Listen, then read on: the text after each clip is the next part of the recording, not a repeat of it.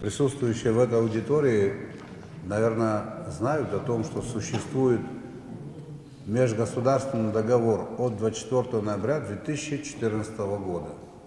Там прописано о том, что мы создаем единую территорию обороны и безопасности, единую территорию социально-экономического развития. Такая формулировка, так или не так? Это тоже ориентир, которым мы должны руководствоваться. Поэтому друг твоего друга, мой друг, и с точностью да наоборот. А в отношении конкретных лиц, Сергей Иванович правильно сказал, закон обратную силу не будет иметь. А скажите, пожалуйста, когда началась специальная военная операция, люди, которые обратились с письмом и говорили, что этого не нужно делать, мы все понимаем, что война — это плохо. Конечно, плохо. Но когда тебе не оставляют выбора, они занялись политикой или нет? Это политика или не политика? Конечно, политика. Никому, конечно же, не хотелось бы, чтобы так сложилось, но война идет. Наши ребята туда поехали, погибают. Никто же их туда не погнал. Они воюют за это. 19 человек мы уже похоронили. Поэтому, уважаемые коллеги, вопрос, конечно, непростой. И мне понятно, почему такое внимание к этому вопросу. Мы должны, конечно же, принять очень взвешенное решение. Мне представляется, что нам необходимо укреплять наши институты власти, нашу государственность. Ваше поколение, может быть, и не помнит, старшее поколение помнит, почему развалился Советский Союз. Никто же не объявил войну Советскому Союзу. Военной агрессии не было. Была подготовлена работа по методичному разрушению идеологии, работа, которая была связана с тем, что начали обрабатывать массово сознание людей.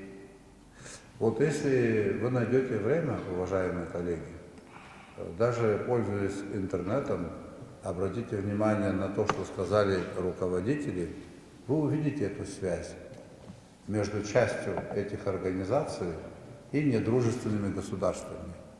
Она очевидна, она никем не скрывается, и это проблема. С этой проблемой что-то надо делать. Надо было пригласить министра по налогам и сборам, потому что он знает, сколько денег, кто заплатил. Такие цифры тоже есть. Но вот за последние несколько лет поступило, по тем данным, которые сегодня известны, а может быть денег было больше, этого пока еще никто не знает, около 2 миллиардов рублей. Мы знаем суммы, которые пошли на приобретение, поставку медицинского оборудования, препаратов и так далее. Это около 6-7%. Несколько единиц техники куплено, сельскохозяйственной. Ну, пусть будет это еще там 8, 15%.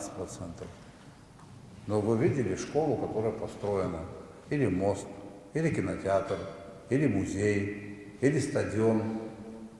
Есть существенный объект какой-то? Я не видел, может, я что-то не знаю.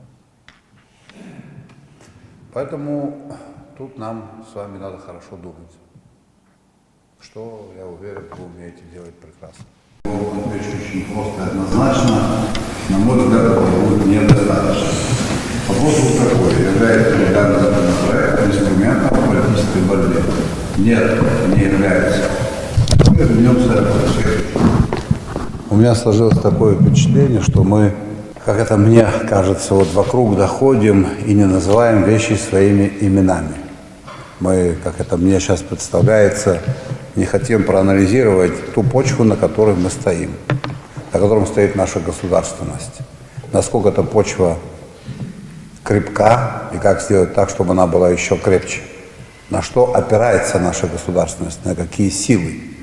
Я бы на это хотел ваше внимание обратить. А наша государственность опирается на волеизъявление нашего народа, на его волю, на его стремление жить и на поддержку российского государства. Вот Давид Чичевич говорил о том, что мы страну сохранили и дали новым поколениям. А какие этапы пришлось пройти? Кто вместе с нами прошел эти этапы? Я бы хотел напомнить 2008 год. До 2008 года 12%, 14% территории Абхазии было оккупировано. Мы считаем, что война закончилась в 1993 году. А освободили Абхазию когда? В результате каких обстоятельств произошло освобождение Абхазии? Кто обеспечивал боевое братство? Наш стратегический союзник и партнер. Так или не так? Сегодня, я уже, знаете, как бы это правильно высказаться, не всегда я хотел бы это повторять, потому что рисует мой образ таким образом, что Аслан Георгиевич говорит якобы о том, что мы ни на что не способны, и мы всегда должны рассчитывать на кого-то. Я никогда так не говорил. Мы на многое способны, но нам сегодня нужна поддержка. Мы еще не выросли. И эта поддержка всемирная только с одной стороны. И этой стороне объявлена война всеми теми, кто финансирует данные организации. Это же простая и очевидная схема. И вот, когда в нашей союзной стране организации, которые воюют против них, действуют здесь, конечно же, эта история не может не вызывать вопросов у нашего союзника. А почему не у вас работают наши враги? Вот вы, дорогие друзья, Общественная палата. Вот я внимательно изучил, значит, ваше положение. Вы достойнейшие люди, все вне всякого исключения, да. Ваши рекомендации, они важны и так далее, но ответственность несет власть. Вот общественная задача, общественная палата, как я это понимаю, обеспечивает согласование общественно значимых интересов. Скажите мне, пожалуйста, обеспечение военной безопасности общественно значимый интерес? Или это не общественно значимый интерес? Наша военная безопасность обеспечивается какими факторами? Это вопрос к вам. Скажите, пожалуйста, мы можем, находясь в состоянии войны, провоцировать своего противника своей слабостью? Скажите, пожалуйста, насколько было правильно пройти мимо такого вопроса, как строительство военной базы в Чимчирском районе? Это нам нужно было или не нужно было? Скажите мне, пожалуйста, нужно было, но не решили же. Обеспечение военной безопасности, я об этом говорил. Наши пенсионеры, наши ветераны, экономическое развитие Абхазии. Экономическое развитие Абхазии – это задача номер один. Вот есть ряд инициатив, которые обозначило наше правительство, президент. Что-то принимается, что-то не принимается, а альтернативы нет. Государство должно обеспечить экономический суверенитет. Государство должно по своим счетам оплачивать. Это разве достаточно, когда минимальная пенсия у нас 2500 рублей? Ну и тут сравнение, да, я, может быть, я не готовился к этому выступлению, но так, импровизация. Ну, давайте мы сравним поддержку, которая идет гуманитарная по этим каналам, и с той помощью, которую мы получаем с Российской Федерации. И назовите еще одну страну, вторую, даже ту, которая нас признала, которая нам так помогает.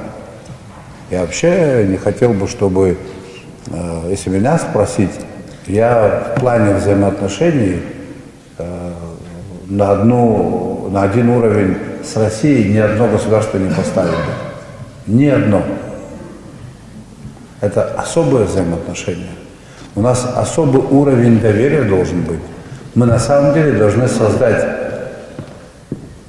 территорию обороны и безопасности совместно. Это нам крайне необходимо. Ну и при этом обязательно реагировать на те сигналы, которые мы получаем в нашем обществе, которые бьют по этим отношениям. Не бывает без стабильности развития. Вот эти законопроекты направлены, на мой взгляд, на обеспечение стабильности в нашем государстве. Не на мой взгляд, так оно и есть. С вашего позволения, я вас оставлю. Вы, надеюсь, правильно меня поймете, у меня там, а вы поработаете еще.